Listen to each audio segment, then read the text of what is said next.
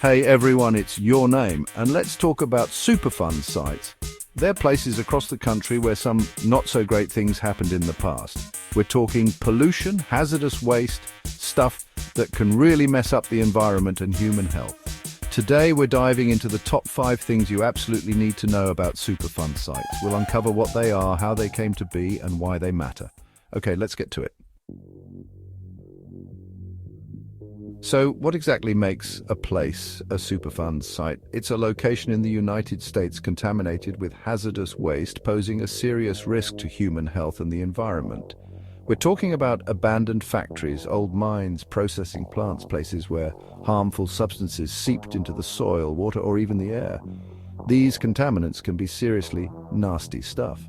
We're talking about heavy metals, pesticides, solvents, radioactive materials, things you really don't want hanging around. These substances can cause all sorts of problems, from cancer to birth defects, and can contaminate drinking water and harm wildlife.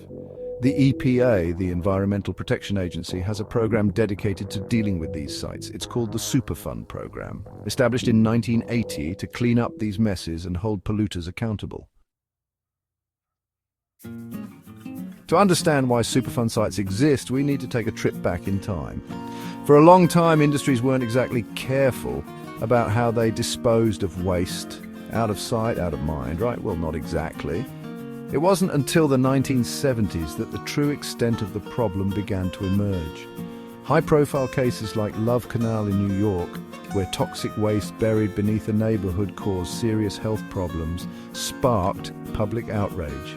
These incidents led to the creation of the Superfund program in 1980 to address the legacy of pollution and prevent similar disasters. Chapter 3. How a site gets Superfund status. So how does a site actually get on the Superfund list? It's a rigorous process. First, someone has to identify the site and report it to the EPA. The EPA then investigates to see if the site meets certain criteria, like the types of contaminants present and the potential risks to human health and the environment.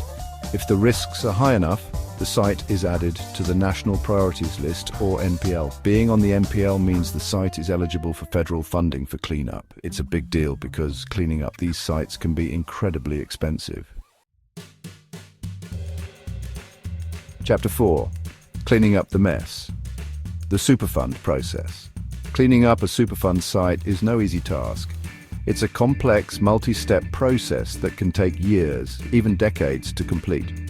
First, the EPA works to identify the responsible parties, the companies or individuals who cause the pollution. Then comes the remediation plan, outlining how the site will be cleaned up, what technologies will be used, and how long it will take.